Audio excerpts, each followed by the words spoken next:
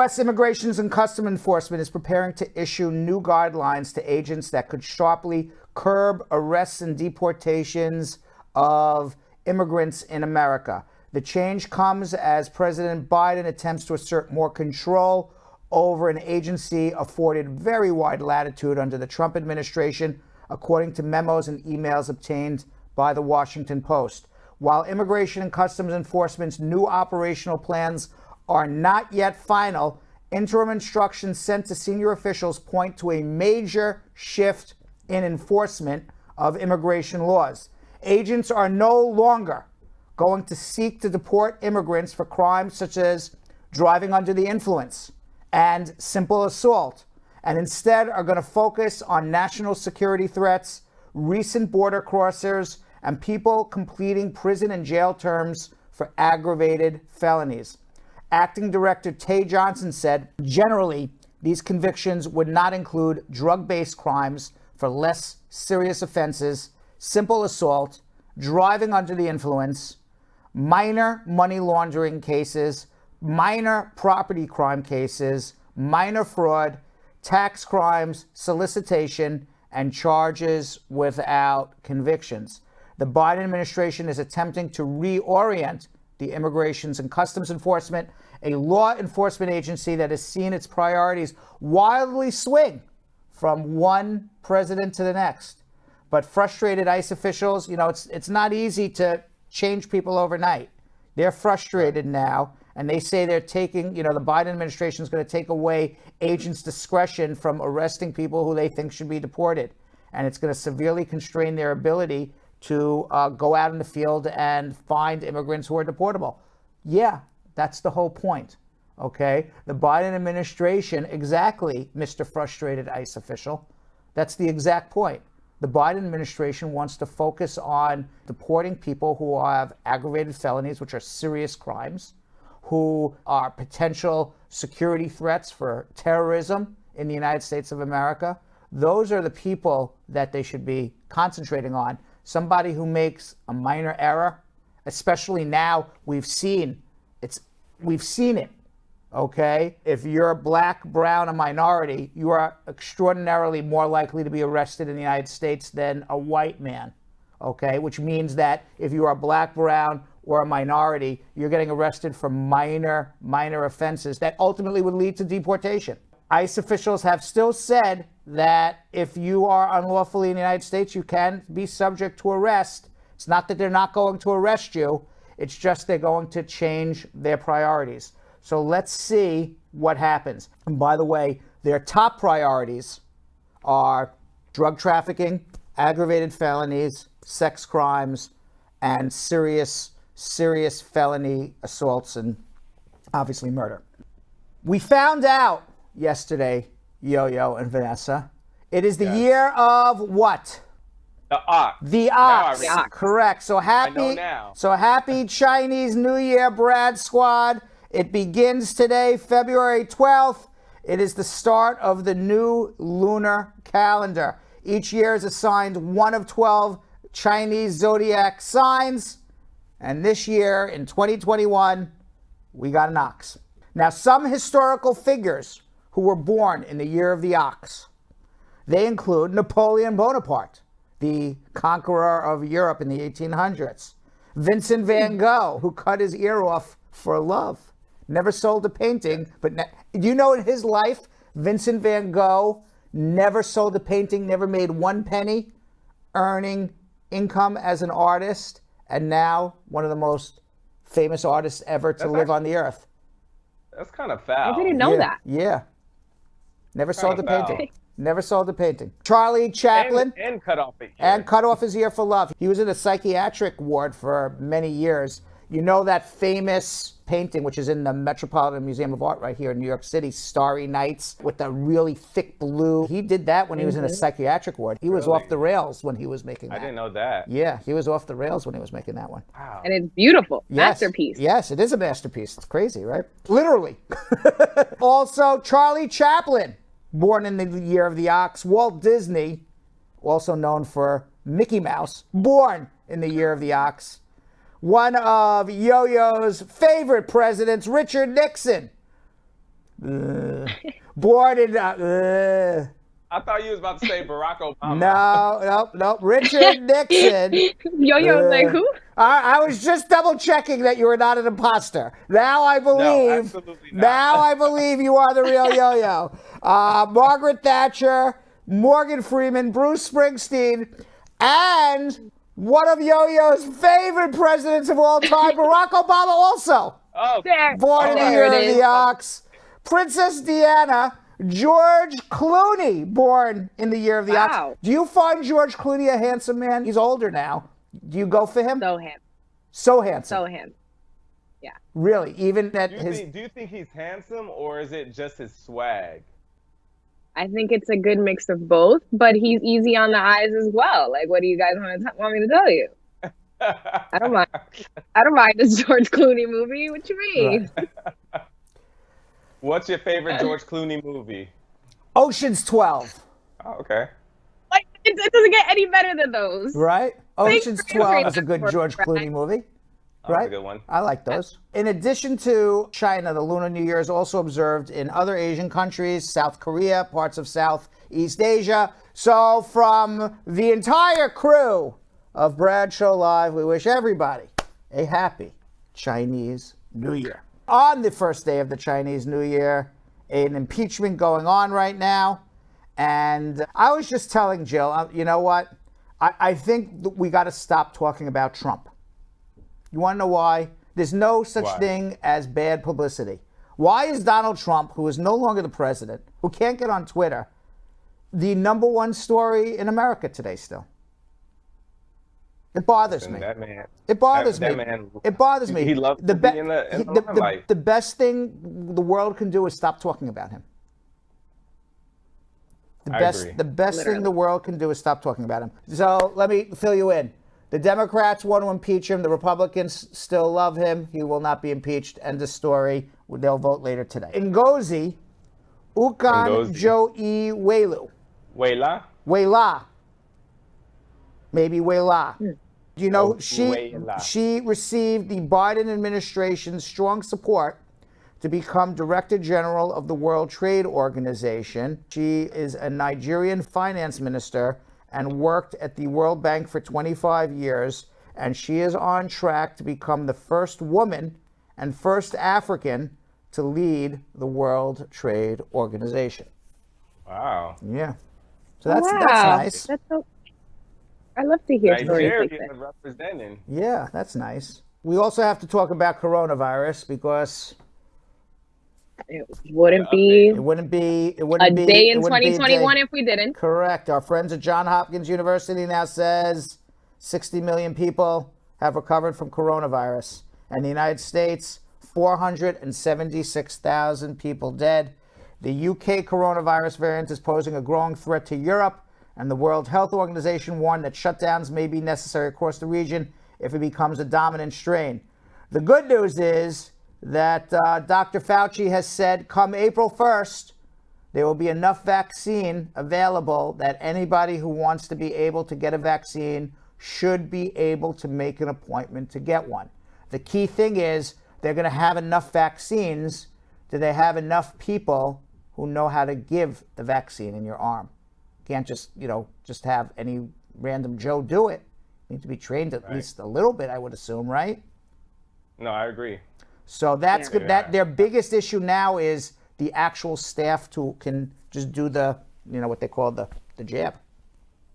I'd rather that be the issue than them not having enough for us, because Enough. they can, teach the nurses and the doctors in the hospitals to do it. Meanwhile, it is Friday. Let's have some fun. Let's go into the weekend Let's with do some it. fun. Did you see that cat video, or you don't know what we're talking about, Vanessa? No, I heard it. I heard You it. heard about? but Okay. I All right. A lot of people have didn't seen it, but let's talk about it. Rod Ponton, he's a county attorney in Presidio County, Texas.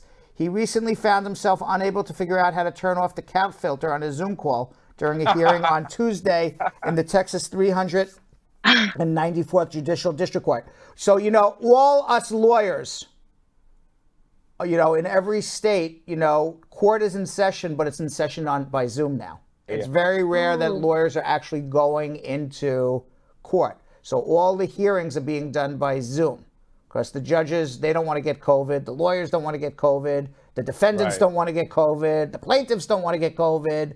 Nobody wants to get COVID, so they're doing it all by Zoom these days. But when this attorney, so this was a real court hearing in Texas, but the result was a video immediately hailed across the internet as an instant classic. Let's watch. Mr. Ponton, I believe you have a filter turned on in the video settings. You might want to we're trying to, can you hear me, Judge? I can hear you. I think it's a filter. It is, and I don't know how to remove it. I've got my assistant here. She's trying to, but I'm prepared to go forward with it. I'm here live. I'm not a cat. Not a cat. I can see that.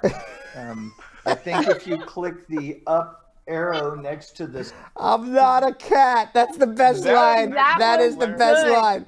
And then, you know, Not a cat. and then the funniest That is actually hilarious. and then the reactions of the other two lawyers, like one lawyer is not even paying attention, and the other lawyer's like, what the heck's going on here? Like puts his glasses on. He's like looking a little closer, like. That was funny. Yeah. Yeah, he's like, I'm ready to proceed. I'm not a cat. The first time I saw it, I had to watch it like 5 times. Now, I've seen it so many times now, I don't laugh as much, but the first 4 or 5 times I saw it, I was rolling. It's my first time I seeing That was the first time you saw it, I I was a rolling. little longer of that. I was rolling.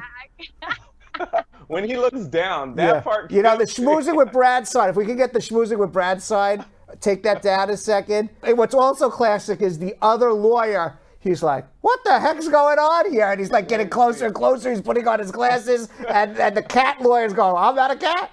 Yeah, let's watch again. Hysterical. Mr. Ponton, I believe you have a filter turned on in the video settings. You might want to. We're trying to. Can you hear me, Judge? I can hear you. I think it's a filter. It is, and I don't know how to remove it. I've got my assistant here. She's trying to, but I'm prepared to go forward with it. I'm here live. I'm not a cat. I'm not a cat. Oh man, that is. I can see that. Yeah, you're right. I think if you click the up arrow next to this. That is just the funniest thing. hilarious. Can you imagine? One on top was not even paying attention at all. until they mentioned One guy's that. like, who cares? The other guy's like, what the heck's going on here? Right. That is hilarious. It was so funny. So funny. Meanwhile, in Chicago, people go crazy to save parking spots. They do it in a lot of cities, in Philadelphia, New York. But a Chicago man's unusual method of trying to save his parking space is gaining attention on social media after he perfected a method of freezing his jeans so they stand on their own. Adam Selzer posted photos to Twitter showing him reserving a shoveled-out parking space using a pair of frozen pants that he shaped to stand up on his own. Can you imagine? Reserving parking spaces is common in Chicago. Residents often use lawn chairs, traffic cones, but this is the first time anybody's seen frozen jeans. I'm not gonna hold you. That would creep me the hell out. That would creep me out. That would creep you out. Would you steal somebody's parking space if they were doing that? You'd be like, this guy's crazy. I don't want to get into a fight with this guy. Invisible Man? Yeah, Invisible Man. Yeah. That's what it looks like. I wouldn't mess with that. Now I'll tell you how he does it. You soak a pair in water and you put them inside out and you wait 20 minutes for them to form into the shape you want in the cold. And then in another 20 minutes, they're rock solid. So it takes about 40 minutes and then you just stand it up. Wow. You're just basically you're basically freezing jeans. Just like that. Just like that. You gonna try that? No. I don't do that because I'll end up getting to fights with people. I don't want to fight. It's Valentine's Day, man. I'm a lover, not a fighter. I'm gonna fight over parking spots now. Right. I got bigger fish to fry than parking spots. Right. Meanwhile, Chicago restaurateur Robert Magiet has been buying out street vendors tamales so they can call it a day during the city's brutal cold snap. He says on average he purchases 15 dozen tamales at $16 a dozen. He told CNN at first they had disbelief. People don't understand, why am I buying all these tamales? He said, what's great is when we visit vendors for a second time and seeing how excited they are knowing they're about to be bought out and they can go home. And no, he doesn't eat them. He spends his hours giving them out to the community, to people who are in need of food through stocking love fridges scattered around the area. He also provides the tamales to the homeless. So that's really nice. So he's doing two good deeds at once. He's buying out the street vendors who are having trouble, during COVID like everybody else. And they're out on the street selling tamales, but nobody's on the street because no one's coming to work. Because they're all selling their tamales in the business districts. But who's coming to work? Everybody's at home working remotely. So these vendors who, like many people live week to week, they're not doing very well. So this guy comes, he buys them all out within an hour, so they don't even have to wait out in the cold all day. And then he takes the tamales and then gives them to people in need. That's really nice. Yeah, that's nice of him. Yeah. Mm. And finally, a University of Georgia student said her professor gave her another shot to finish her economics exam after a meatball incidentally logged her out prematurely, giving her a failing grade. Now, Vanessa, I've seen the dog ate my homework.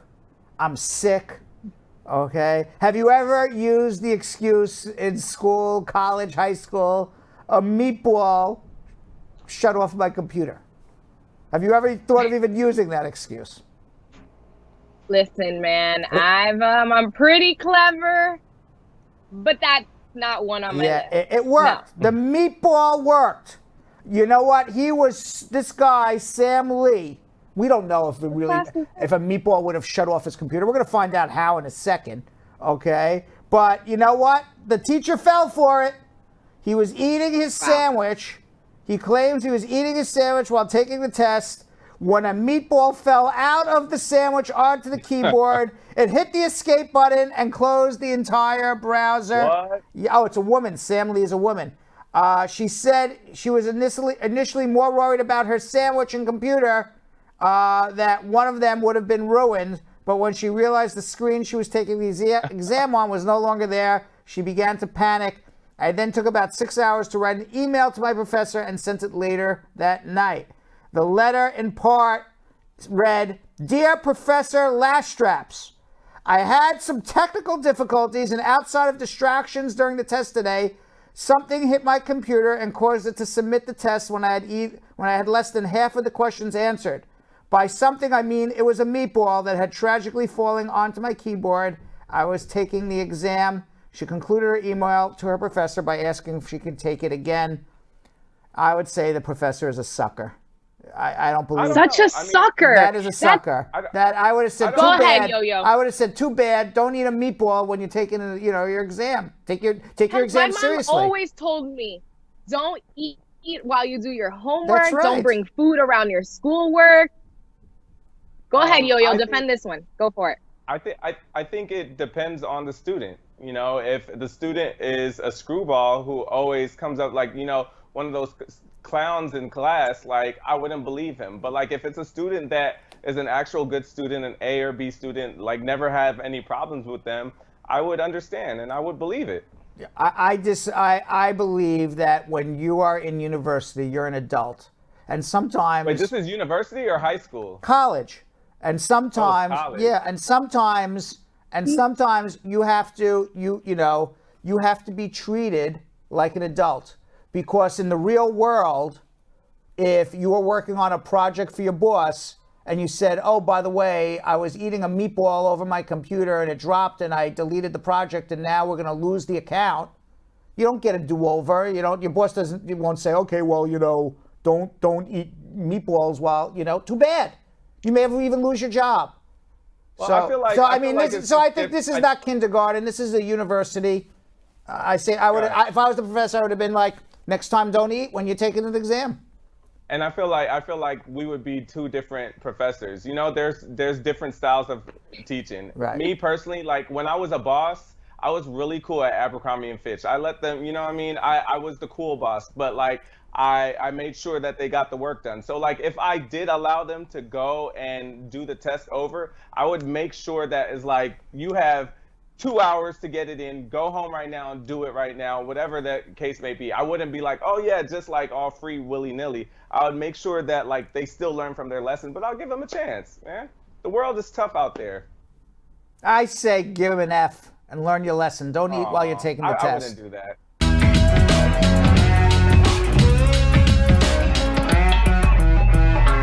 Thanks for watching. For more Bradshaw Live, like and subscribe to our YouTube channel.